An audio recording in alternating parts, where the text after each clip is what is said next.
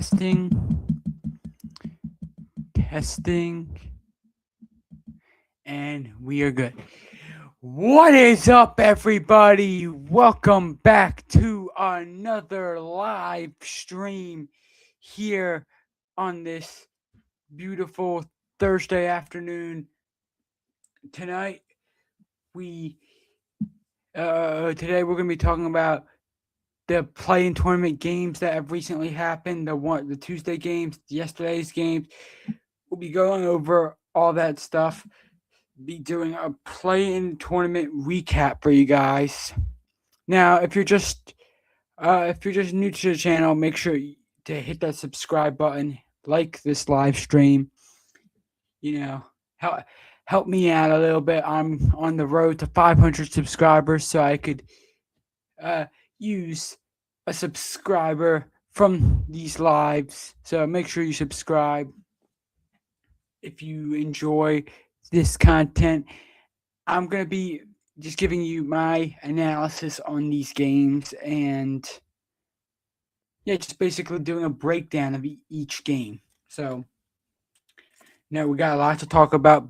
All 4 games so far have been incredible play-in tournament games, pretty close. Even my Sixers beating the Magic, it was a 12-point game, but it was like close the whole game, and Sixers kind of ran away with it in the final minute. But it was all of them were great games. Let's get started. I got some water with me today, nice cold water.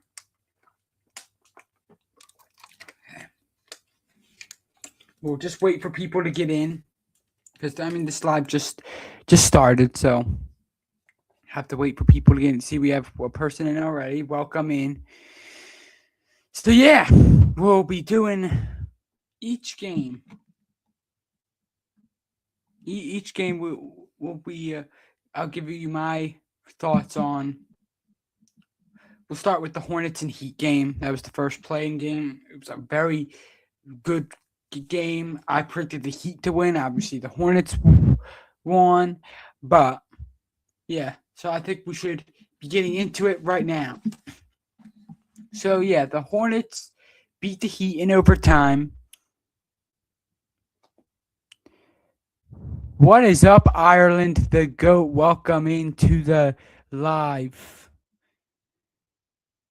So yeah, the Hornets beat the Heat yesterday by final, or Tuesday rather, 127-126 in overtime. And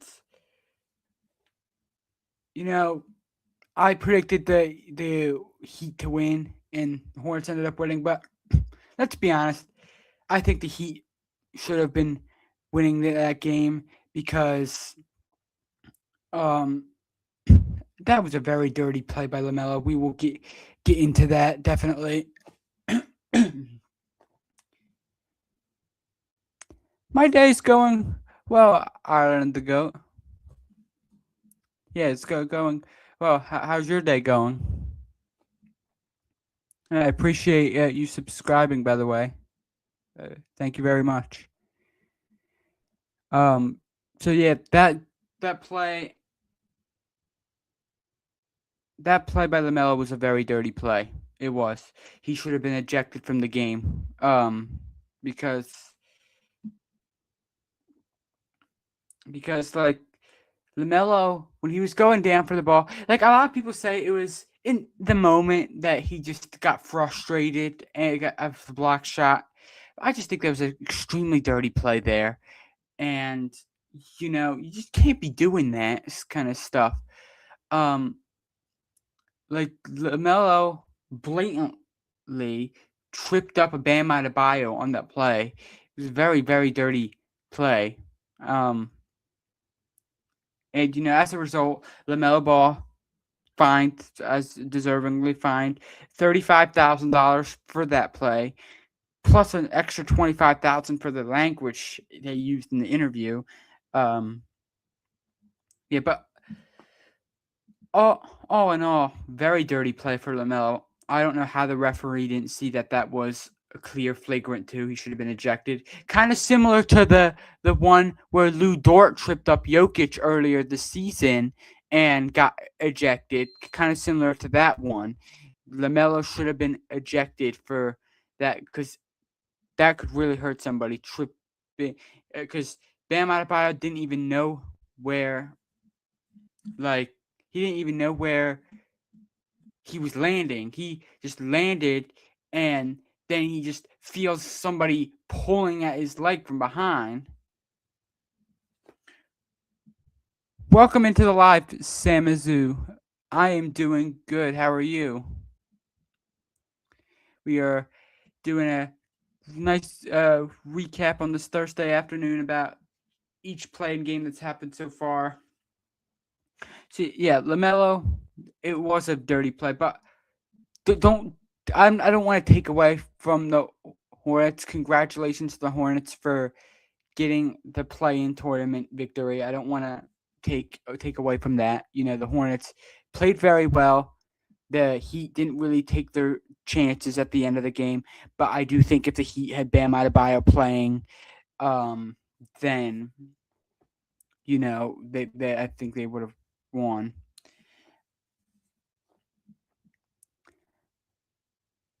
I am from Pennsylvania, Ireland to go. Pennsylvania. Good old Pennsylvania. But yeah, Eric Spoelstra said it was enough. That the punishment was enough for LaMelo.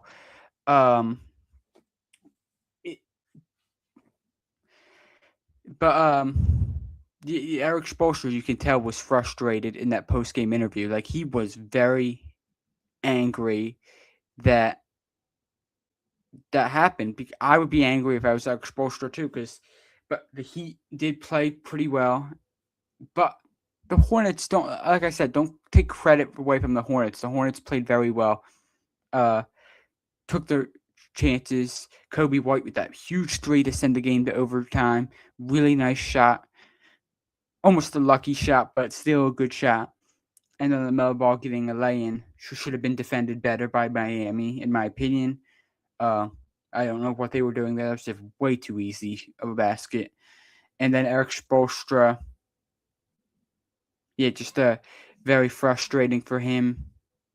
And, you know, LaMelo did apologize, so good on LaMelo for apologizing. Very mature act by LaMelo there to apologize because he knew what he did was wrong. We know that LaMelo's not, he's a great player, but that was completely wrong, and he knew that, and he apologized for it. So I give credit to LaMelo Ball for that.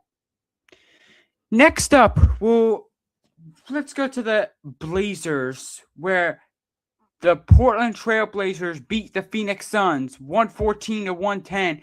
What a choke job by Phoenix. I mean, that was just a big choke job. Yeah, just what can I say? The Suns had it. They were up by 8 with 4 minutes to go, and they blew it. Who's my favorite player? Asks either and the go. I have a lot of different players that I'm a fan of, but right now it's definitely Tyrese Maxey for me, of my Philadelphia 76ers, which we'll talk about later. Right after this game, actually, we'll talk about that. Tyrese Maxey for now is my favorite player. You know, Jared McCain, also a favorite of mine. So upset that he got traded from the Sixers. I mean, these things happen. You know, Trae Young is probably my favorite non-Sixer player. But for now, it's definitely Maxey for me. But Blazers had a good night. Got to give credit to Portland. The Suns really choked at the end. They were the 8-point lead with 4 minutes. You should be able to close that out, and they did not close that game out. Jalen Green played very well, but the real story here is Deni Avdija. Deni Avdija, who is the future of Portland. Let's be honest. He is the future. Uh, 41 points, 7 rebounds, 12 assists. Uh, just a great performance from Denny Advia for the Blazers. That he's a real future for that team, and good for Portland for getting the job done. They deserve to win that game. They fought until the end. I know that they had the nice lead at halftime, and the Suns kind of battled their way back, but the Blazers never gave up after they lost their lead. They kept trying, kept fighting until the end, and as a result, they're going to go on. Probably getting destroyed by the Spurs in the first round, but still impressive that they're still in the playoffs. I didn't expect that. I did not expect. I said the Blazers would finish bottom of the West without Damian Lillard, but Denny Alvia surprised us all. He is incredible, deserving of the All-Star this season. And like I said, 41 points, 7 rebounds, 12 assists. It's just an incredible performance from him. He also shot the ball very well. Didn't turn the ball over too much. And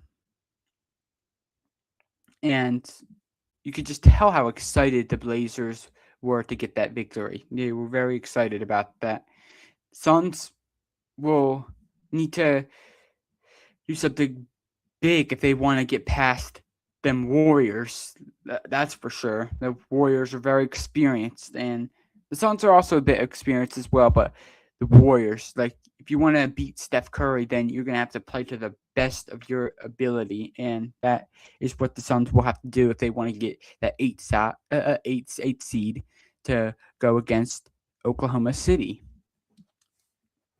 Next up, my Philadelphia 76ers. Yes, we get a playoff spot. We win it 109-97 at home. Maxey just really took over the game, right? 31 points. I heard a lot of people. I'm just going to take a sip of water real quick before I explain and go on a rant about this as well. A lot of people said that the Sixers should lose the game on purpose so they don't have to go against Boston and they play Detroit in the first round instead. What kind of nonsense is that? That is stupid. That is the dumbest thing I've ever heard of. Obviously, you don't want to lose on purpose. Obviously, you want to do your... Because what if the Sixers... Let's say if they did lose this game on purpose, right? Let's say if they did lose this game on purpose. What would have happened if they lose to the Hornets on Friday? Well, then what? Right? Then what would have happened? You would have you would have been out of a playoff spot altogether. So I think it's just kind of a stupid, right? That the Sixer that people thought the Sixers should have done that, but they didn't. They played very well. They played great defensively, great offensively. They were great yesterday. Paolo Banchero, very disappointing. Very disappointing. 7 for 22 from the field, 0 for 5 from 3. And I've said it all season. Paolo Banchero has been very disappointing. I think he's a great player. I said that he would probably win MVP. That's how confident I was in him. He was very disappointing, and that's something you got to look at. Is Paolo Banchero going to get better? Is he going to be improving? Because it doesn't look like he's improving much, and the Magic have suffered with injuries over the year. Franz Wagner has gotten injured over the years. Just not very unlucky from the Magic's perspective. But you have to look. You have to look. I predicted them to be third in the East. So, I mean, just yeah. So it's just and it's disappointing, but I'm glad that my Sixers got the job done. Uh, we did very well, and I'm impressed that we did. I said that we were going to win, but we played very well. We established dominance over Orlando by taking over towards the end, especially Tyrese taking over. But the big story is Andre Drummond. He is so underrated. He had 14 points, 10 rebounds, 3 blocks off the bench yesterday. He is just incredible. That's a thing about the Sixers is that we struggle. We allow way too many offensive rebounds. That is a struggle that we have on the Sixers. Um, but when Andre Drummond comes in, it's completely different, right? Like Andre Drummond is, as we know, an insane rebounder, especially offensive rebounder, and he got a lot of those yesterday. Um, but he gets a double off the bench almost every single time that we give him enough minutes. Adem Bona, I like him a lot. He's going to be great. I still think he needs a lot to improve on, especially on the offensive side of the ball. I have no doubt that he's a great shot blocker. But Andre Drummond is just such a great veteran presence for this team, and a really dominant rebounder, and can score the basketball as well. So I think Drummond's been a good center filling in for Joel Embiid, who, again, a problem. I mean, with the type of injury he has, it could happen to anyone, but it just feels like every year that Embiid has something wrong with him, especially at this time of the year. It's just disappointing. But I am very just excited, happy that the Sixers are in the playoffs again. Like I underestimated my own team. I said we would finish 11th in the East. That's how little confidence I had, because I said that we were going to get pile up the injuries again, because we had injuries so many years in a row. But we didn't have too many injuries over the course of the year. Paul George was out for 25 games. Joel Embiid didn't really play much, but he still managed to play good amount of games to where he could play and be very productive. So a great result for the Sixers. Get that 7th seed in the East. We'll play our enemies, Boston. Oh, I really don't like the Celtics, but I give credit where credit's due. Boston are a great team. Great team. Gotta give credit to Boston. They've done very well without Jason Tatum all season, and they might go on to win the championship. Who knows? But Sixers need a miracle if they want to beat the Celtics. We have to be at our very best. So, yeah, that's pretty much all I have to say. I'm very happy that my Sixers did great against the Magic. Disappointing match. Magic very disappointing all season. But my Sixers, I think rival fans would give credit for that to Sixers for that performance. It was a great performance. So, yeah, definitely thrilled about that. And then the last game, Clippers choke to the Warriors. Very unfortunate for the Clippers. They lose at 126 to 121. The Warriors did come back, and the Clippers what can I say? They gave up 43 points in that fourth quarter. Not good. Not good enough. You don't want to be that terrible on defense, especially when you have that other team has the greatest shooter of all time on their team. You just don't want to be doing that. But really, what key to that game was Al Horford, who took over that game pretty much for the Warriors. It was Steph Curry was great all night, but towards the end of that game, it was more Al Horford. Steph Curry did hit the big clutch 3, but Al Horford kind of brought the Warriors back into the game when the Clippers went up by 9. It was like 5 minutes to go the game. But just a very bad fourth quarter by the Clippers. Very bad. I don't know what the future holds for the Clippers. Maybe Ty Lue will be fired. Who knows? I think he will. I do. I don't think the Clippers. I don't know why Brook Lopez was in for as long as he was. Derrick Jones Jr. obviously got injured, which was a big problem for them. I felt like Batum should have been subbed in for a little while. I don't think he was in really at all, if at all. I don't know if I forgot if he was even in for a minute.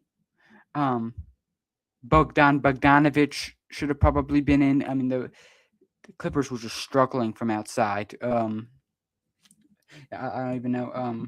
Let me just quickly check this. Check what they did from three.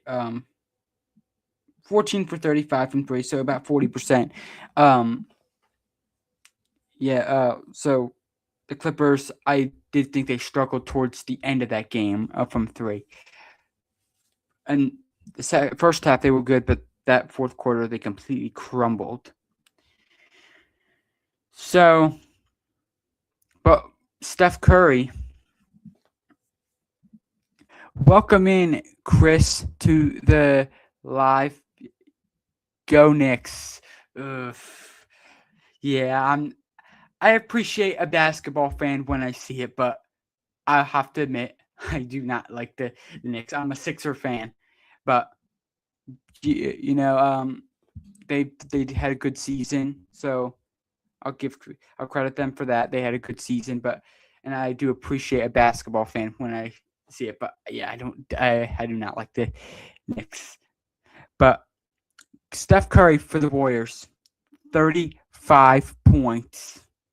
35 points. He just nothing really the defense could do about. Iron the Goat says he's a Chicago Bulls fan. Yeah, the Bulls are in a bit of a rebuild right now. They blew up a lot of their key pieces to their team, and I think they're just trying to rebuild because the Bulls. If you look back at my Chicago Bulls live stream that I did talking about the Bulls, you'll see I said that the Bulls don't want to be a playing team every single year. They want to actually be a great team again. They don't want to just constantly be in the play-in tournament and either just barely make it into the playoffs or just barely miss the playoffs. So I think they just blew up the team, and maybe the Bulls will be good in the next few years, be one of the top teams. So Curry with 35, you can't really defend that. I mean, Curry's just incredible. He just shoots the ball so well, and the Clippers had no answer for him all game, really. But let's talk about one thing. One thing I would really like to address, and I've been saying it forever, since maybe when I first got into basketball. I got into basketball about the 2014 to 15 season. I was like 6 years old at the time. I think I was 6 when I first got into basketball. I was always into basketball, but started watching the NBA at that time. I've been saying that Draymond Green has been the key to the Warriors' success. Because people pay attention, they look at Steph Curry, they look at Klay Thompson, they look at KD. KD is obviously an all-time great legend, Hall of Famer. KD, Klay Thompson, one half of the Splash Brothers with Steph Curry. They all look at that, but people don't appreciate what a great talent Draymond Green is. Love him or hate him. He is a really great defensive player, elite defensive player. Um, that and you've seen what happened towards the end of that game yesterday. He forced Kawhi to turn the ball over twice. The one he locked down Kawhi, didn't even allow him to get the ball. He just knocked it out of midair on the inbounds pass. And then towards the end, where the Clippers were trying to get a 2-for-1 when the Warriors were up by 6, Draymond Green again forcing the turnover, and the Warriors moved the other way with it. So Draymond Green is just an elite defender for this team and a great playmaker as well. Has a very high IQ, basketball IQ. So people, I feel like Draymond Green is very underappreciated for all the great things that he's done for this Warriors team. He's been a big part of their 4 championships in these recent years. The obviously the back-to-back championships. The 2015 championship that they won, which was their first one in the Curry era. The 2022 championship. Like Draymond Green is just such a dominant and lockdown defender. Really great defender, and has been a big help. But the Clippers, Kawhi Leonard didn't have his best night. I think it was because that wrist injury was definitely bothering him a lot. He was battling through the injury, obviously, and trying to carry his team. He couldn't. You can tell Kawhi was favoring that wrist a lot yesterday. He got 21 points, which is not the worst, but not great for Kawhi standards.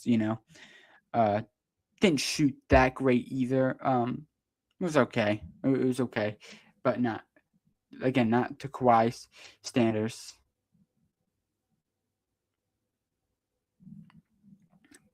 But yeah, so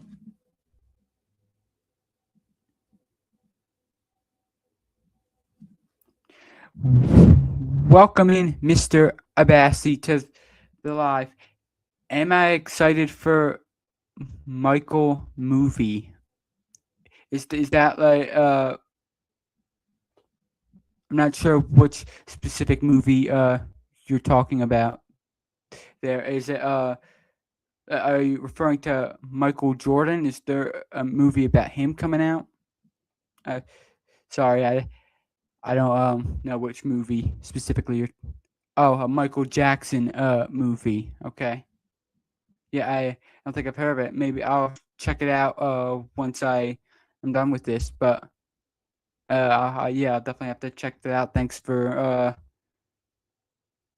referring that, and yeah, well, I'll see what that's about. But yeah, so the Clippers choked, and the Warriors took advantage. Garland and Mathurin, though, what a performance from Darius Garland and Benedict Mathurin. They both stepped up when Kawhi was struggling. It was a great performance from them. But just unfortunate for the Clippers, isn't it? And especially because of the fact that they don't have the picks that they need. They traded a lot of their picks, obviously, in that Shai Gilgeous-Alexander trade for Paul George, and like 7 picks. The Thunder, I believe, still have another one left, and it just keeps going downhill for the Clippers. The Clippers have been very unlucky, very unfortunate. I'm not too sure if Ty Lue's a good enough coach for them, and their GM is terrible. Their GM is really bad. I'm sure he should probably be fired as well. If the Clippers did have Ivica Zubac, they would have won.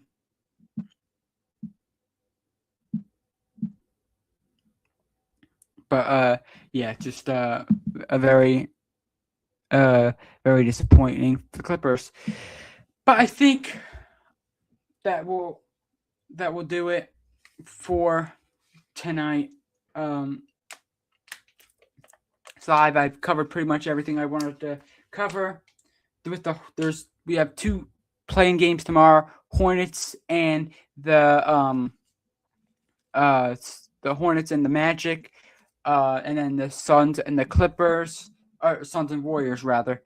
I do feel like the Magic might win. I feel like if it was the Heat, they would have probably lost, but Magic, I think they might be able to squeak past them. Don't be surprised if it's the Hornets that do win it.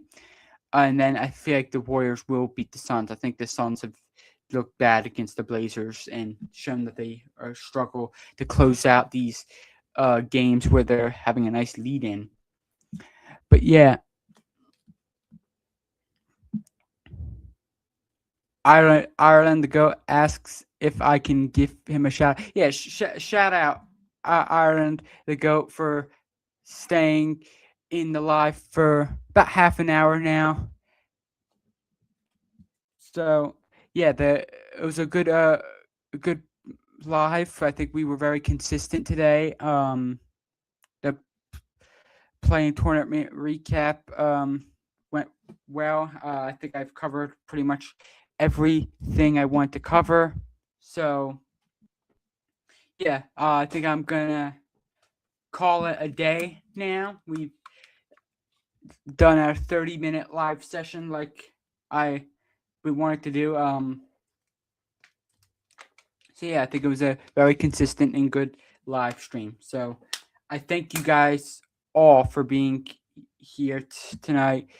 Thank you guys so much. And I feel like the chat was more active than usual, like asking questions and just chit chatting. So I love that. I love it when the chat has questions for me. So it was great live stream, and I thank all of you guys for being on here for just over half an hour now, chatting about basketball, chatting about sports, and talking about how the play-in tournament. We talked about the Hornets game, the getting the win, the Sixers, a lot of that stuff. I will definitely be posting my playoff predictions real soon.